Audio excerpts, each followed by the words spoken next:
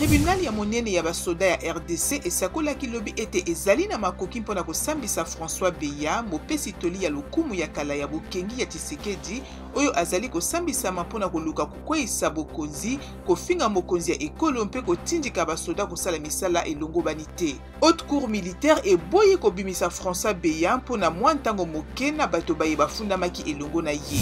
Na Nord Kivu, tribunal ya basoda elobi ete ezali na makoki te ya kosambisa bayilu tia zomi na mibale bafundama mpona kotelemela état de siège na este ya mboka. Bazuzi balongolaki mpe etumbu ya mobu moko ya boloko bakatelaka bango mpe etindiki likambo yango epai ya bazuzi ya sivili. Togo mpe Gabo bakoti na lisanga ya Commonwealth na likitali lisili lelo na Kigali na Rwanda atako balobaka anglais te. Yango ekosala ete motango ya bikolo biye bizali kati na Commonwealth ekoma ntuku mitano na motoba.